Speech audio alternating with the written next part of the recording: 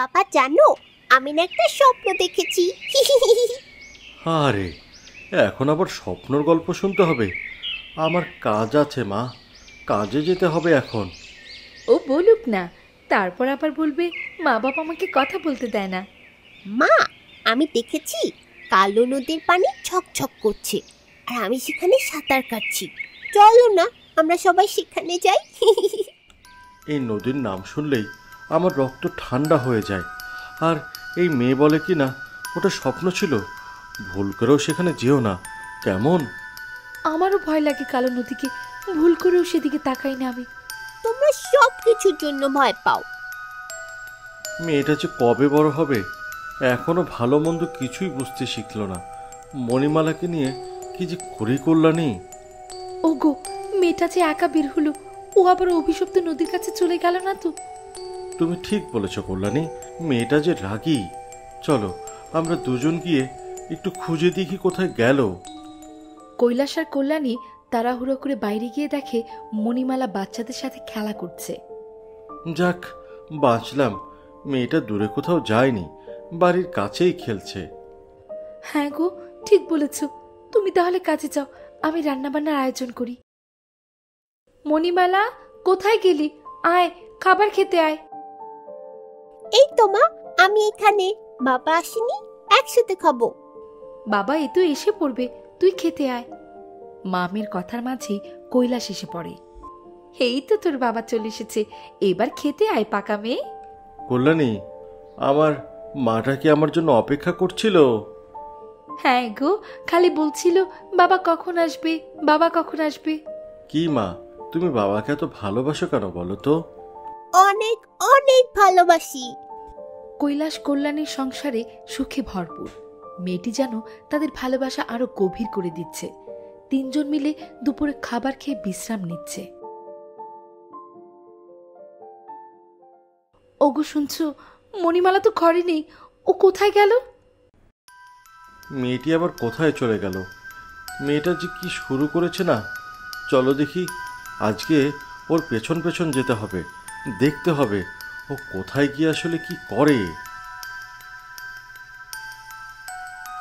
কৈলাস কল্যাণী সব জায়গায় মণিমালাকে খুঁজতে থাকে, কিন্তু মণিমালাকে খুঁজে পায় না। হঠাৎ কল্যাণী মনে পড়ে মণিমালার সেই স্বপ্নের কথা। ওগো, মেয়েটা তো অভিশপ্ত কালো নদীতে যাওয়ার জন্য অনেক কৌতূহলী ছিল, ও সেখানে চলে যায়নি তো? কি বলো, ওই নদীর কাছে তো মানুষ যায় না। মণিমালা খুব জেদি, আমার মনে হয় ও ওখানেই গেছে। তাহলে আর দেরি করো না, তাড়াতাড়ি চলো। দুজনে দৌড়াতে দৌড়াতে অভিশপ্ত কালো নদীর কাছে গিয়ে পৌঁছায়। তারা দেখে নদীর এই পাশে মণিমালা দাঁড়িয়ে আছে, কি যেন একটা বলছে। তারা কেউ মণিমালার কথা শুনতে পায় না। কৈলাস কল্যাণী দৌড়ে মণিমালার কাছে যায়। কি সুন্দর! বাবা মা মিথ্যে ভয় দেখাচ্ছে। কৈলাস কল্যাণী এসে দেখে মণিমালা নেই, হাওয়ায় মিশে গেছে। মণিমালা, মণিমালা, কোথায় তুই মা? কি বলছো? আমার মেয়ে, আমার মেয়েটা কই গেল? আমাদের কিছু করতে হবে, কাঁদলে হবে কল্যাণী, কাঁদলে তো আমরা মণিমালাকে আর আমরা ফেরত আনতে পারবো না, তাই না? দুজন দৌড়ে গ্রামের প্রধান নিতাইয়ের কাছে গিয়ে অভিশপ্ত সেই কালো নদীর ব্যাপারে জানতে চায়। মণিমালার সাথে কি হয়েছে তা সবকিছু তাকে খুলে বলে। নিতাই কাকা, বলেন না কোনো উপায় আছে কিনা, আমার মেয়েকে বাঁচানোর দয়া করে একটা উপায় বলুন। উত্তরের জঙ্গলে একটা ছোট নদী আছে, প্রতি বছর একটা করে ফুল ফোটে, অনেক পদ্ম সেখানে দেখা যাবে। সবচেয়ে আলাদা রকম ফুলটি পারবে কালো নদীর অভিশাপ দূর করতে। তুমি আর দেরি করো না, চলো এক্ষুনি আমরা যাব। সেখানে যাওয়া এত সহজ নয়, পদে পদে বিপদ পড়বে। আজ পর্যন্ত কেউ সেই পদ্ম ফুল আনতে পারেনি। সেই জঙ্গলে এক ভয়ঙ্কর রক্ষক আছে। আজ আমরা শুধু মানুষ হিসেবে নয়, সন্তান হিসেবেও যত বিপদ আপদ হোক না কেন ফুলটি নিয়েই আসবো। চলো কল্যাণী। বিধাতা তোমাদের সহায় হোক। কাকা, আমরা তাহলে এখন যাই, আমাদের উত্তরের জঙ্গলে যেতে হবে। ঠিক আছে, যাও তোমরা। গ্রামের সবচেয়ে জ্ঞানী বৃদ্ধ গ্রাম প্রধান নিতাই কাকার কাছে তারা পদ্মফুলের কথা জানতে পারে। কালো নদীর অভিশাপ ভেঙে মেয়েকে ফিরে পেতে উত্তরের জঙ্গলে ঢুকে পড়ে তারা। ধীরে ধীরে জঙ্গলে গভীরে যেতে থাকে। চারপাশে বিশাল গাছ আর ঝোপঝাড় আর অদ্ভুত সব শব্দ। হঠাৎ ঝোপের ভেতরে কিছু একটা যেন নড়ে চড়ে ওঠে। এটা নিশ্চয়ই দৈত্য। পেছনে তাকিও না। আরে, এটা তো বাদুর। ভয় পাওনি তো তুমি? কল্যাণী বেশি বলে ফেলেছ। আমি তোমায় এখানে ফেলে গেলে কেমন হবে বলো তো? এমন সময়ও রসিকতা করার শখ জেগেছে? কি মানুষ গো তুমি! হ্যাঁ, মেয়েটার এই দশা, পদ্মফুল দূরে থাক, কোনো নদীও তো দেখছি না, সেই নিয়ে কোনো চিন্তা নেই তোমার? মণিমালাকে ঠিক উদ্ধার করতে পারবো দেখে। আর শোনো, আমি ভয় দেখাইনি। আমার কাছে মনে হয়েছে ওটা একটা দৈত্য। আচ্ছা, এখন চলো, কথা বলার সময় নেই। জঙ্গলের ভেতরে গিয়ে দেখি কোথায় আছে পদ্মফুল।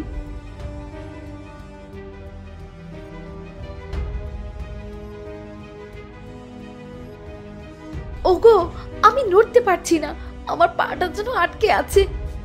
ওরে বাবা, এটা তো জাদুকরি ফাঁদ। তুমি তো মনে হয় জাদুকরির ফাঁদে পড়ে গিয়েছো। দেখি কি করা যায়। ছায়াটি কিছু বলার আগে কৈলাস মাটি থেকে এক গাদা বালি ছুঁড়ে দেয়। ছায়াটির সাথে সাথে হাওয়া হয়ে যায়। তুমি সত্যি একটা গাধা, ও একটা ডাইনি, আর তুমি তাকে জিজ্ঞেস করার সময় পাও কি করে? কি সব আজব প্রশ্ন! এখন আর হেসো না তো, চলো দেখি পদ্ম কই, ওকে একটু খুঁজে বেড়াই। কল্যাণী, দেখো, ওই পদ্মাটা অন্যরকম আর অনেক বড়। এইটাই মনে হয় অভিশাপ মোচনের পদ্ম। চলো পদ্মফুল তুলে নিয়ে আসি। কে কে আমার পদ্ম নিতে এসেছে? কার এত বড় সাহস আমার কাছ থেকে আমার পদ্মটি নিয়ে যাবে? আমরা আমাদের এই মেয়েটিকে বাঁচাতে এসেছি। দয়া করে পদ্ম ফুলটি দাও আমাদের। এই ফুলটি না পেলে কালো নদীর অভিশাপ যে কোনোভাবেই মোচন করা যাবে না, আর আমাদের মেয়েটাকেও আমরা ফেরত পাবো না। সহজ হবে না। আমার থেকে পদ্মফুল নেয়ার আগে আমি নীলচে দানব। আমার নেই কোনো আবেগ, নেই কারো প্রতি কোনো মায়া। আমি নিষ্ঠুর, আমি ভয়ঙ্কর। এই বলে দানব বিশাল আগুনের গোলা ছুঁড়ে মারে তাদের দিকে। কল্যাণী লাফিয়ে এক পাশে পড়ে যায়, আর কৈলাস আরেক দিক। এখন কি হবে? আমার মেয়েটাকে কি বাঁচাতে পারবো না? তুমি কাঁদলেই ভয় পাবে। এখানে জীবন মরণের ব্যাপার। দেখো, সে রসিকতা করছে। উফ! আরে আরে, এটা কি? আমি কিভাবে পড়লাম? আমার হাড্ডি মনে হয় গুঁড়ো গুঁড়ো হয়ে গেল গো। তুমি সত্যি একটা বোকা দৈত্য। তুমি বলেছিলে আমার নেই কোনো আবেগ, নেই কোনো কারোর প্রতি মায়া, আমি নিষ্ঠুর, আমি ভয়ঙ্কর। এই কথাগুলো মানে তুমি নিরহ, তুমি ভয় দেখাও, ক্ষতি করো না। তুমি ঠিক ধরেছ মেয়ে। তবে আমি তোমার কিছু করব না বলে যে পদ্ম নিতে পারবে তা ভেবো না। কেন? কারণ কালো নদী অভিশপ্ত। করাল বদিনীর অভিশাপে সে সহজেই ফুল নিতে দেবে না, এমনকি তোমাদেরকেও না। দানবটি হঠাৎ কি যেন একটি দেখতে পায় আর দৌড় দিয়ে চলে যায় কৈলাস কল্যাণের সামনে থেকে। দানবটি এভাবে দৌড় দিল কেন? জানি না, হঠাৎ কি যেন একটা হলো। আমায় দেখেছে যে।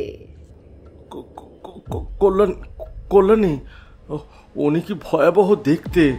তাই তো দেখছি। তোদের দুটোকে আজ আমি চিবিয়ে চিবিয়ে খাবো। তোমায় যে বিভৎস দেখতে মনে হয় না? তোমাকে কেউ বিয়ে করেছে? আমাকেও না। আমি তাহলে তোমায় বিয়ে করব। এসব কি বলছো তুমি? তুমি কি না আমায় রেখে এই ডাইনিকে বিয়ে করবে? তোমার কথায় আমি অনেক কষ্ট পেয়েছি। তুমি ঠিক বলেছ, আমায় কেউ বিয়ে করেনি। তুমি আমায় বিয়ে করবে? অবশ্যই। তুমি ডাইনি হলেও দেখতে মোটেও মন্দ নয়। কি বলছো তুমি এইসব? দয়া করে এইসব বলো না। এই মেয়ে, এখন থেকে ও আমার স্বামী হবে। ওকে আমি বিয়ে করব। আমার যে একটা শর্ত আছে।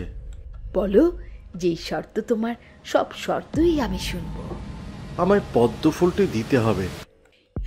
এই ফুলে আমার প্রাণ আছে। এই ফুলটির একটু পাপড়ি ছিঁড়লেই আমি মারা যাব। তুমি যেহেতু আমার স্বামী হবে না, নাও তবে এই ফুল। তুই এটা কি করলি? এই ছিল তোমার মনে? আমি তো ভয় পেয়ে গিয়েছিলাম। কি ভেবেছ, ডাইনিকে বিয়ে করব? তুমি আমার সুন্দরী বউ।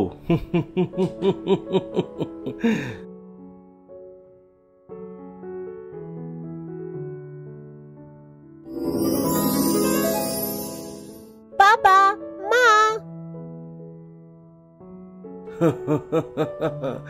হ্যাঁ, আর কখনো আমাদের না জানিয়ে কোথাও যাবে না, কেমন? একদম না। আমি আর এমন করব না। এই কথা কি বিশ্বাস করা যায়?